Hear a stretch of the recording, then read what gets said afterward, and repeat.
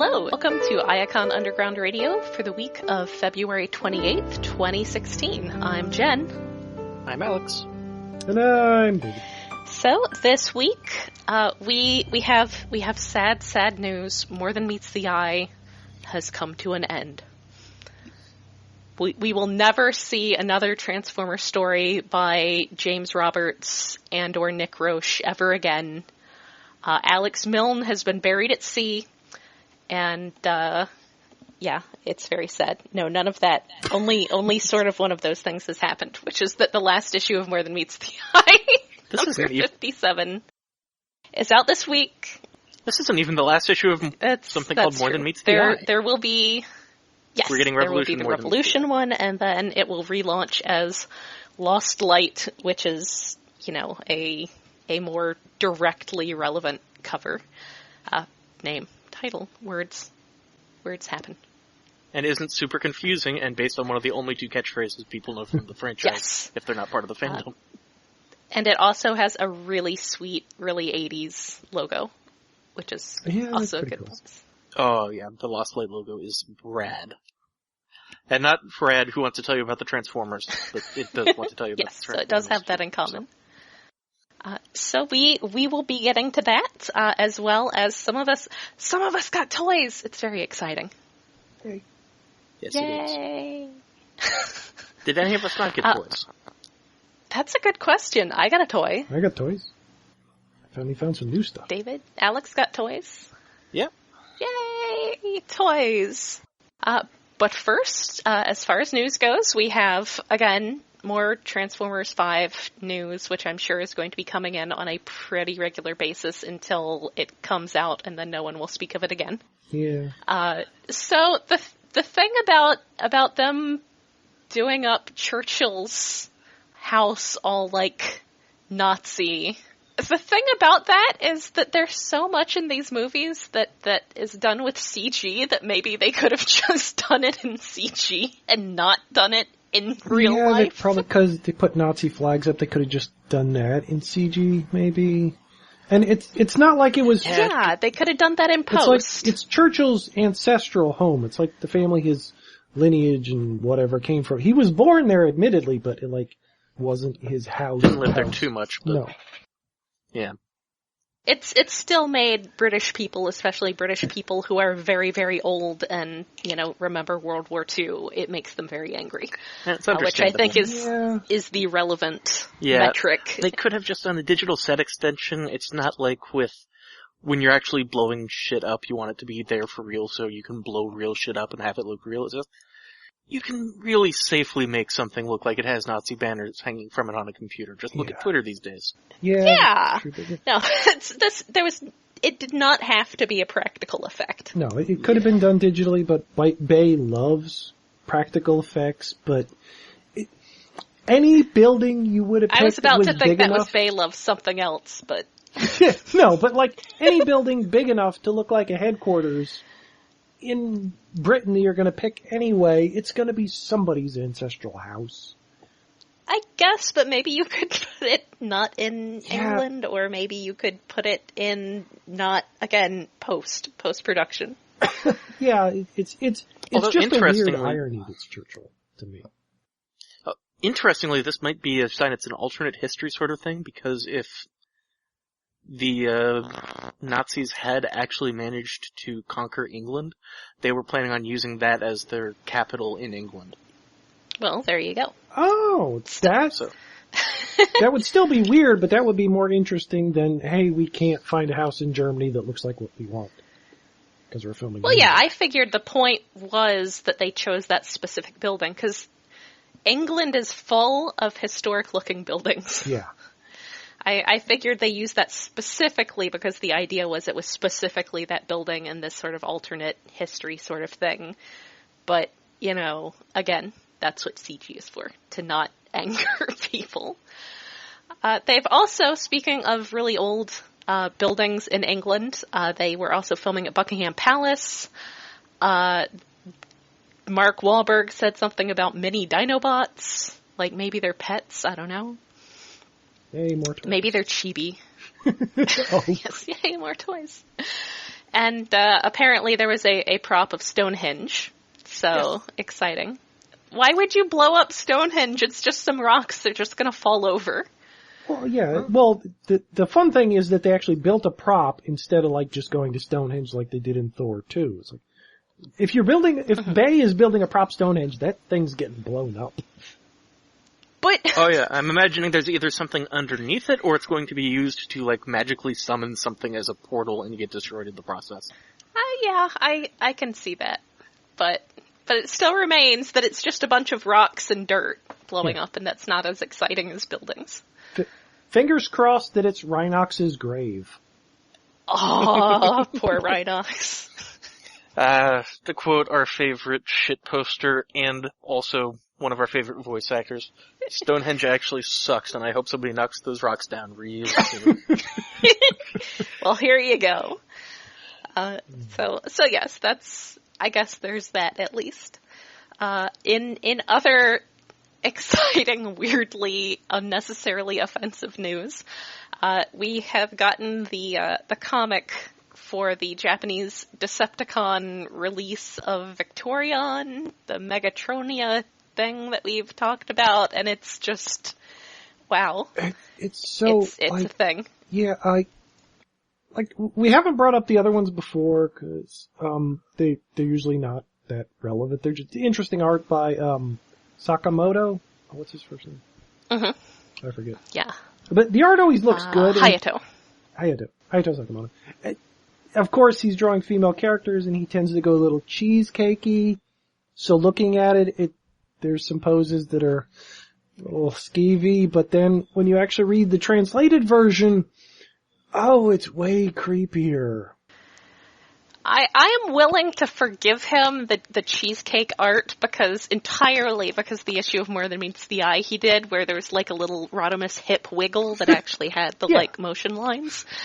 So obviously he's perfectly happy to do this as a and it's not even like that false equivalency thing where it's like he drew some really beefy guys like and says that women would like that. He drew like a really like femmy attractive sort of Rodimus and had him with a hip wiggle. So yes, I will cut him some slack, but definitely, I think my favorite panel is the one where Megatronia is apparently like affecting Megatron in some way. She's like standing over him with like a hand on his head. Oh yeah, Mega Empress, and she's like, she manipulated Megatron in the past or something, and it just... Yeah, it's like she even controlled Megatron and took over the planet, but it said that Shockwave felt danger and sealed her away. But just like the way there's one hand that's like on his chest, sort of like it may be headed downwards, but the look on his face is priceless. It's the most do not want expression. He is not feeling this. And I don't know if the implication is that that's his mind-controlled face, but he definitely looks like he is calling for Shockwave to please get this woman off of him. Yeah. So the art can be fun, but the actual dialogue, like, one of the limbs is like arousing some of the combiner dudes to chop off their combiner plugs to suck out their energon so they can become combiners. And then another one, like, is manhandling two dudes. It's creepy. And like, Mega Empress, their leader, who was built from parts that were Megatron, wants to control all Cybertronian men through the power of her seductiveness. It's a little too much. It's clearly not working with Megatron in all of these pictures. Also, I like apparently, she seems Cyclonus is very upset by all this. It's also great. It's just, there's so much. Because the gag is that Cyclonus is carrying Megatron's head from Combiner mode in his chest, and it's flipped out, so it's Cyclonus with an ex-Megatron head being hit on by another robot. Which is kind of funny. And yes, one of them uses, I guess Moonheart uses her healing pheromone, which makes it's specifically Ratchet and Trailcutter, which is especially disturbing, but it gives them combiner plug boners. Yeah, that's... Oh, God. Oh, it's wrong. Funny. And then she amputates them. And then they steal them. If it weren't for the gender politics angle of this, it would be amazingly bad shit. Yeah. And delightful. It's cheesy. It's I don't know. It's goofy. Yeah, you tone down the gender stuff a favorites- little, could be great, but what? My favorite silly part of the whole thing is just the last panel, Unicron is there, and I love that this Unicron looks exactly like aggressive Retsuko.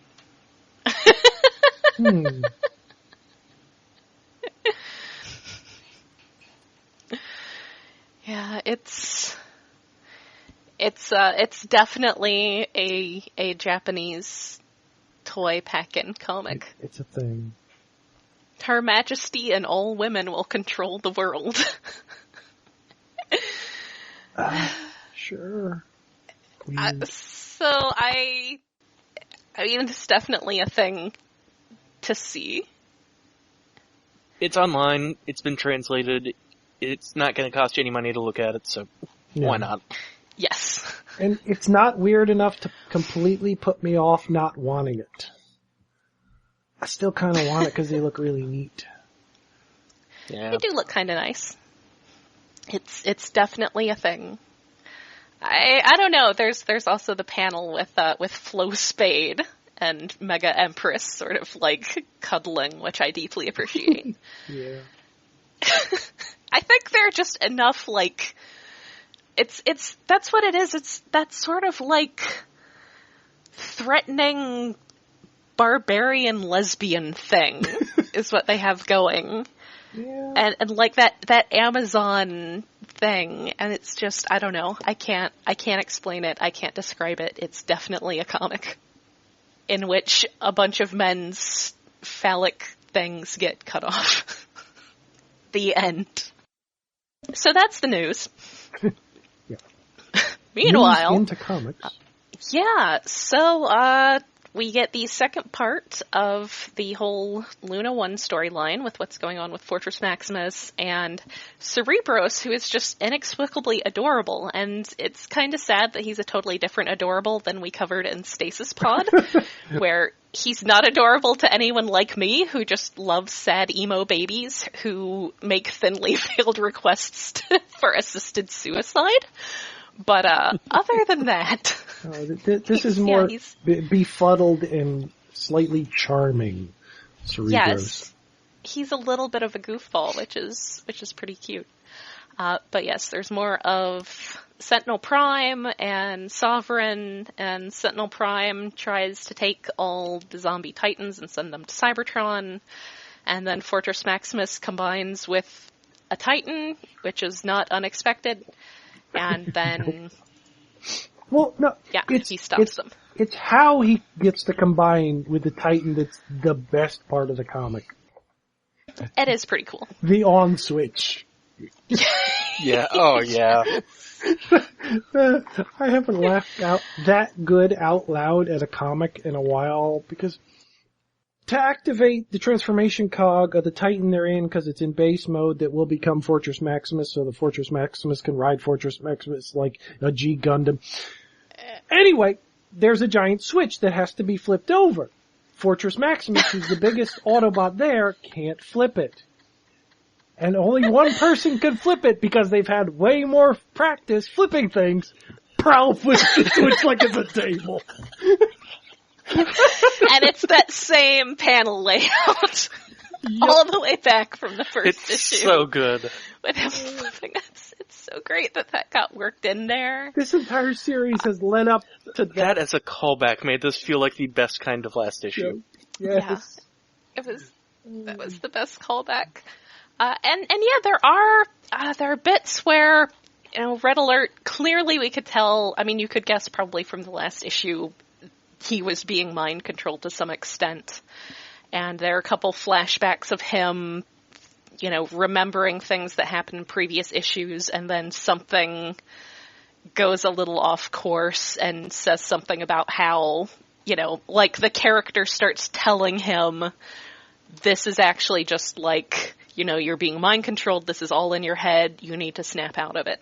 Yeah, there's something wrong with all the flashbacks, although I don't quite notice with everything. Like the first one, it's when everybody was getting on the Lost Light at the very beginning, and the first panel, there's actually a shot of Iron Fist in the corner.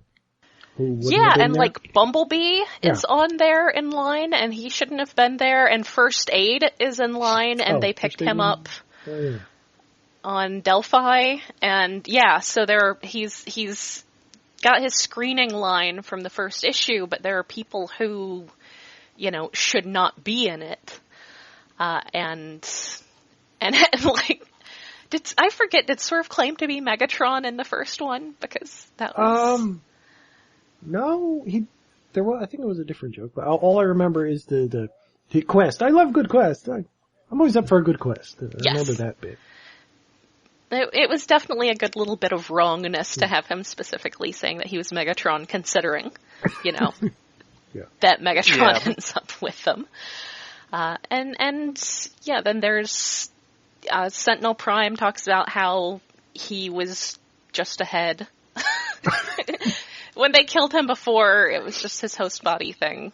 So I guess that explains why his body was found without a head, which makes me wonder how far back that was planned. Like, or if that was just one of those convenient things, or what was it mentioned he didn't have a head when they did the Shadow Play?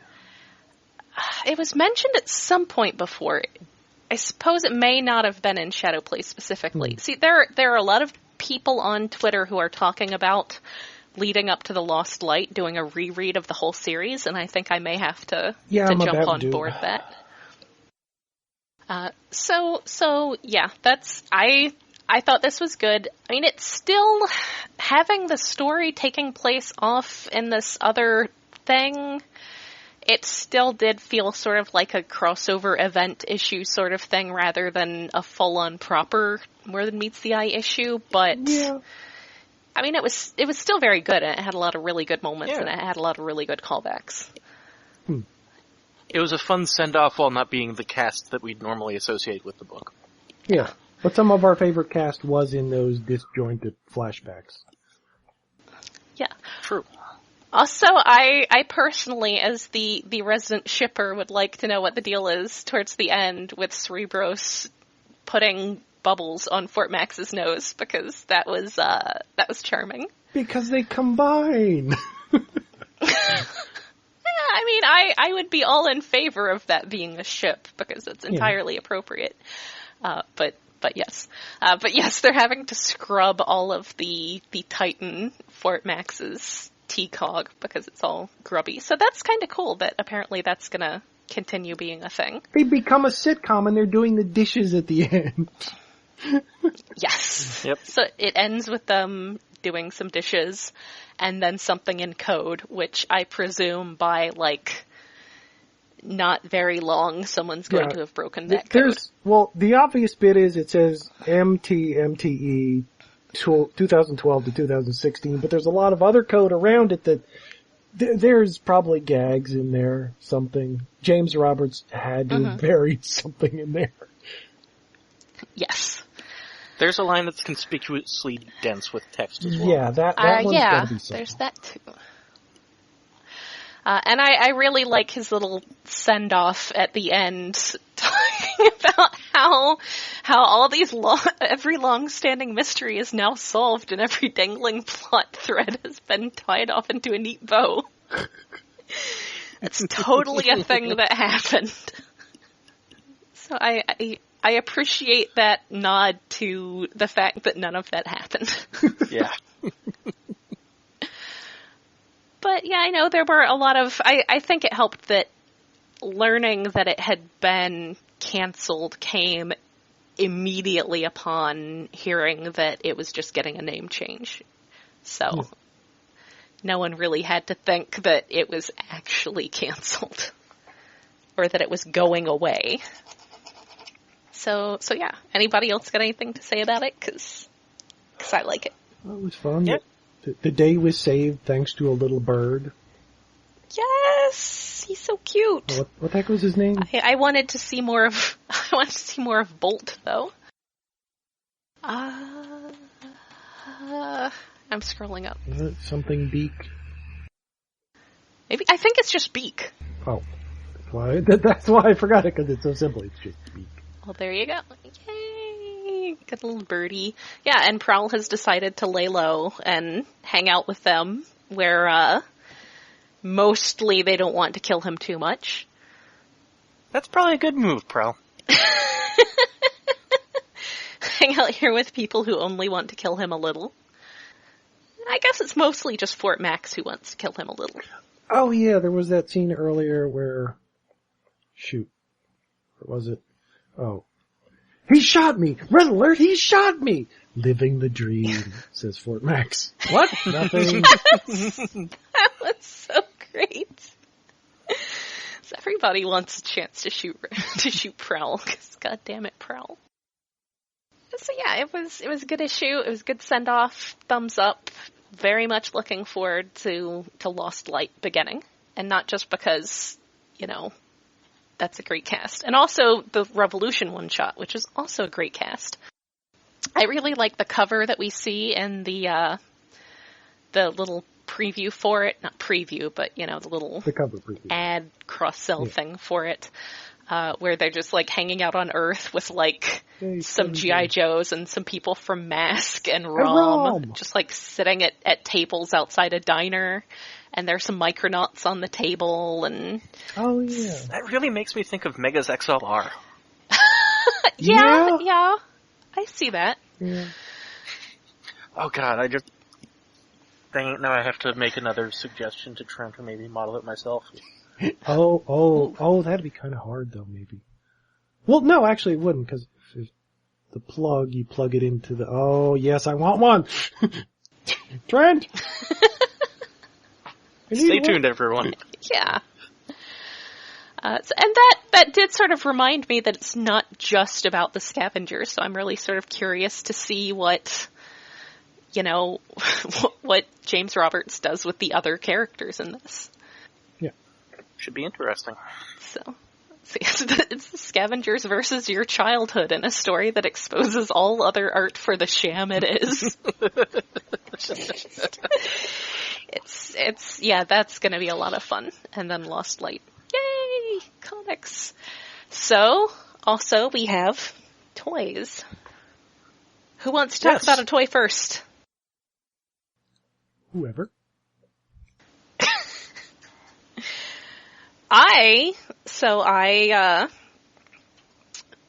My Target is super horrible. They got in another box of Wave 1 Deluxe Titan Masters. So I ventured far afield to a Walgreens that promised to have some in stock, and they actually, one of the two they still had was Chrome Dome. So I was very excited. Ooh. I now have my Space Gaze posing on my desk. Rewinds all up on Chrome Dome's shoulder, I think pretty much like they were at the Toy Fair display. I did note, and I know Alex and I at least talked about this after he was hanging out here in Columbus, that sparkly plastic sure seems nowhere to be seen now. Oh? Yeah, there's on Wave 1 of the Deluxes, they had that weird sort of it had kind of like that gold plastic swirl to it. Yeah. But it was not gold. But it was all of them, Skull Crunchers, green and pink, and all that blue on Blur, and all the blue on Scourge, and all the green on Hardhead. So the Wave 2s don't have that. Oh, I hope my Skull Cruncher's okay. Oh well, he's getting which does sort of make me... I think there was a rumor list of things that there was a croc who might be another crocodile. Yeah, that would make sense. So yeah, maybe that mold will come out again later. But yeah, Chrome Dome and Highbrow definitely did not have that sparkly plastic. Chrome Dome's just got a very nice. I imagine that fandom friend Joe Kide will have a lot of appreciation for Chrome Dome, because he's very nice and beige and brown. And he's known for liking earth tones, especially beige. He did that gorgeous Revenge of the Fallen Starscream that just was like a master, of course, in using tones of beige. Yes. But yes, he's a very nice sort of sandy beige and brown, and he's got the nice red chest piece, and his head pops off, and it's a dude. I can't help but notice that his head just seems a lot more conspicuously painted than a lot of the other ones, which may be in part just because they wanted to, they were going out of their way to get the Nick Roche aesthetic without sacrificing the red and brown of the Stylor robot mode. Yeah. But yes, it just seems very conspicuous that his headpiece is, painted gray. It's fully painted, basically. Whereas, like, say, Skullcrunchers just has, like, this weird gold bit of it, and then the rest of it's unpainted. I didn't take long enough to see if Highbrows was like that, but yeah, his just seems really, it's nice, it's just that it stands out among the others, but, he's just gonna hang out with Rewind, so that's fine. He's got a nice transformation. I did for a little while have the first third-party one, the Function X code one. And I would say this is, not... I would say this one definitely has a lot fewer sharp corners that you really don't want to bend. Because that's what that one definitely had, was like those joints that maybe needed to have been a little rounder. But this is a very good Chrome Dome toy. I like it a lot. It's got just enough of the IDW aesthetic, though sadly he doesn't have big wheels on his shoulders that have his initials on them. Doesn't he have like 5mm plugs up by his shoulders? Because I've seen some people like sticking big wheels on him from like some other sets or something. He does, because his guns can kind of plug onto the sides of his vehicle mode. Yeah, so you just need to find 5mm big wheels. Yes, and then paint a little CD. Yes, Trent.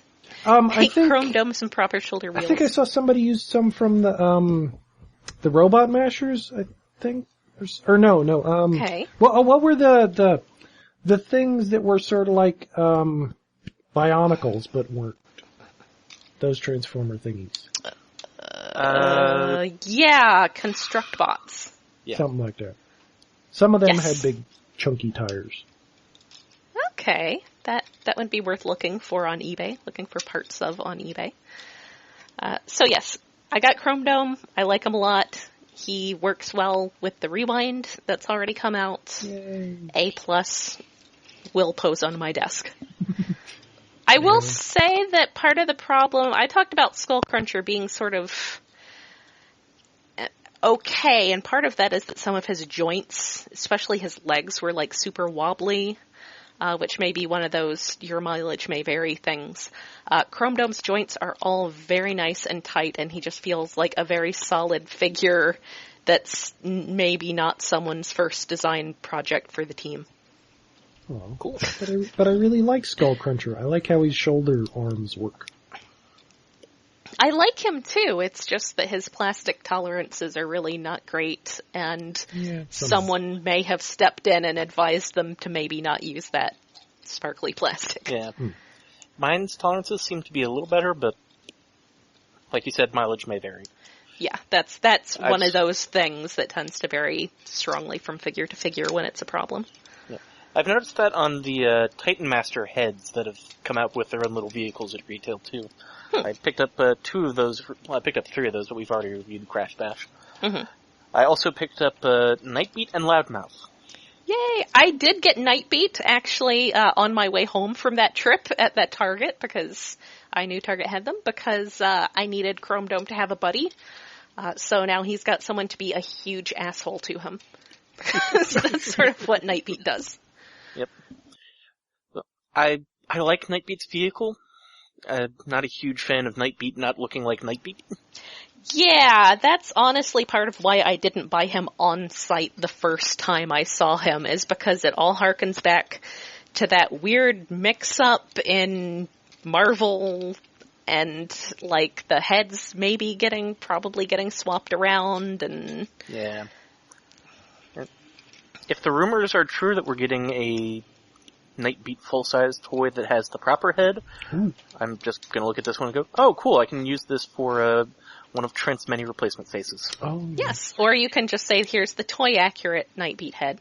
It doesn't help that he's got his mouth all open like he's Siren.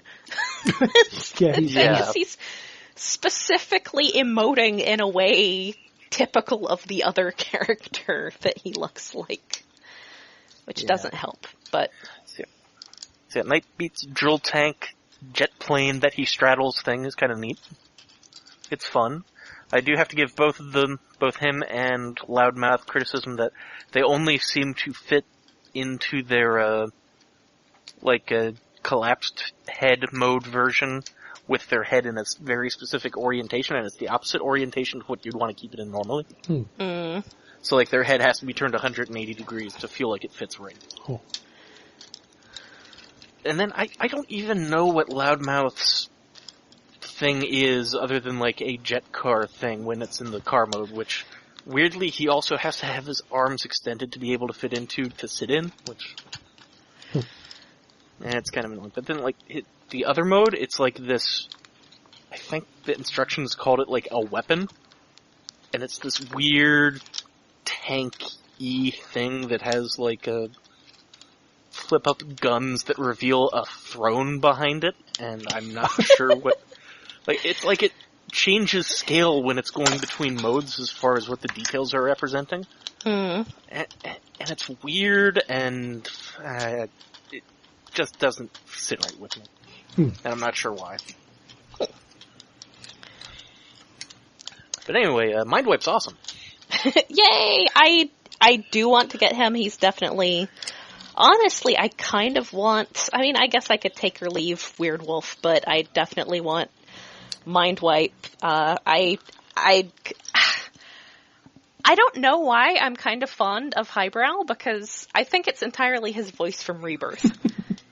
I think it's entirely that in Rebirth he becomes the Perceptor character.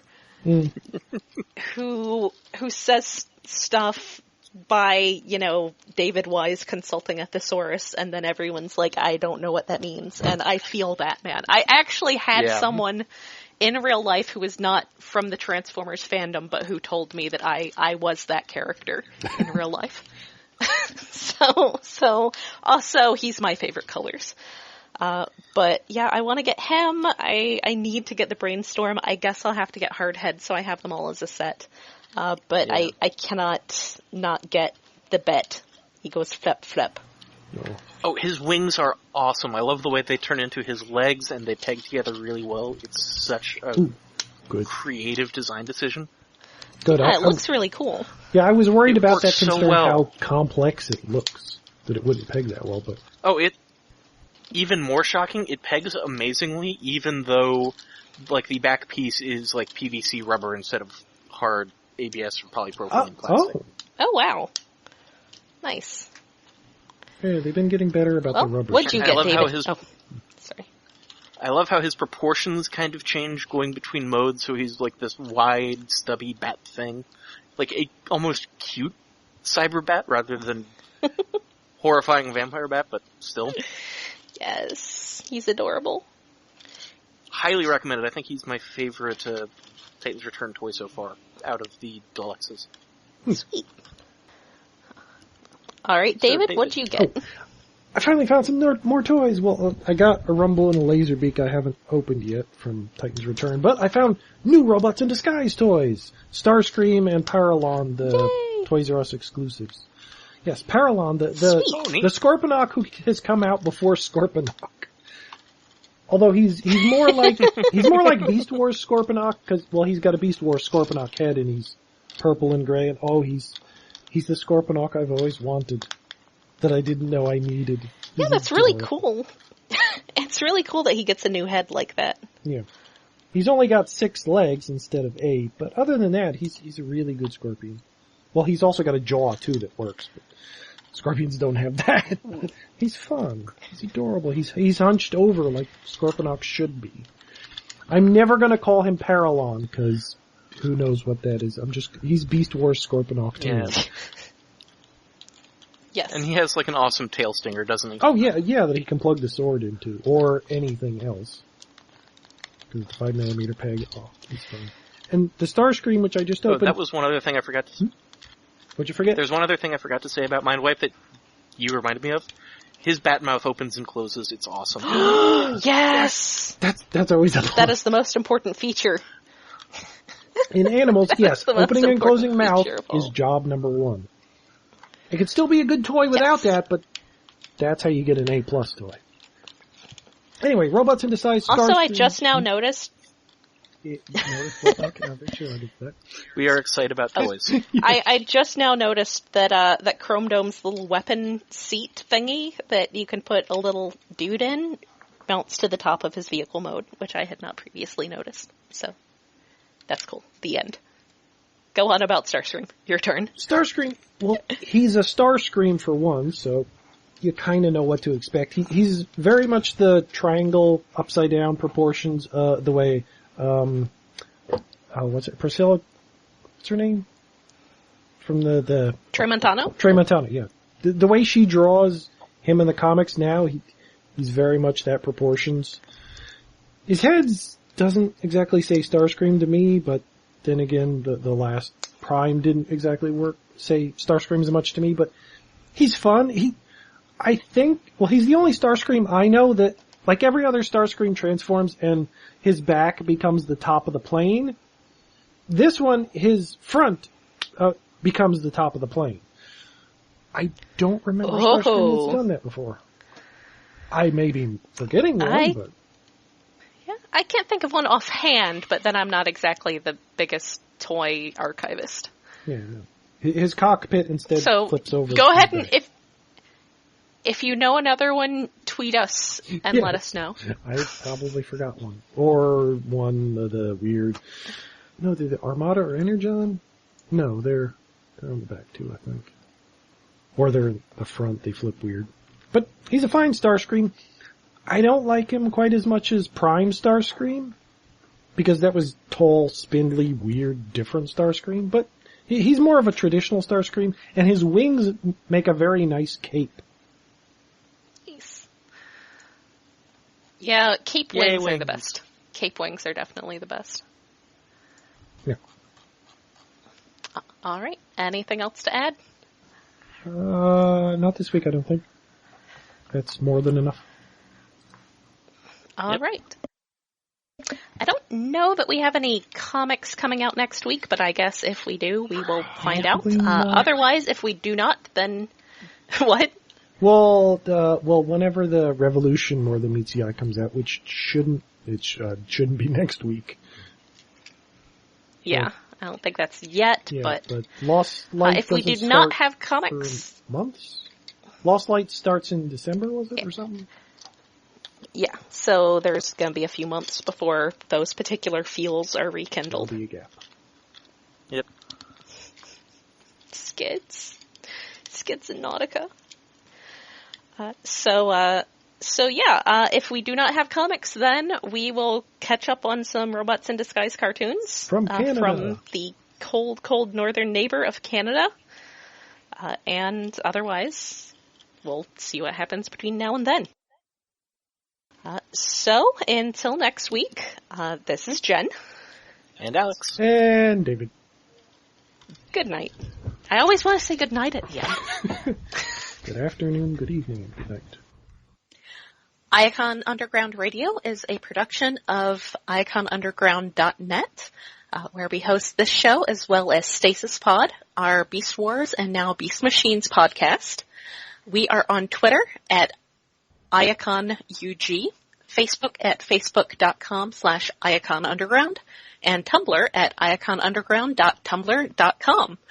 We are an entirely listener-supported podcast, and we could use your help paying our hosting fees and other minor expenses. We have a Patreon set up at patreon.com/Iacon Underground, where you can go and help us out.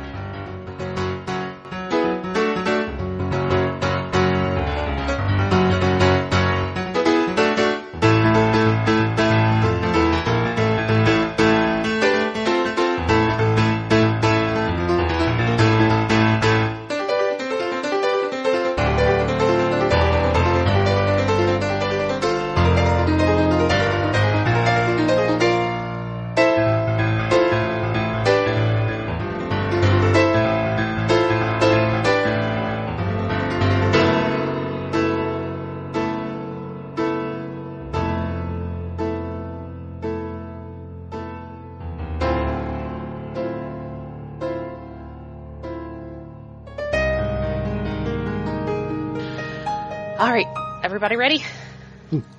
Sure. David, you ready? Yes. Alex is ready. Okay. Hello, and welcome to Iacon Underground Radio for the week of September 28th, 2016. I'm Jen. I'm Alex. Do that again, because it broke up when you were doing it, or I heard it break up, just to be sure. Of course it did. Stupid computer. That's why I hate machines. There's the outtake.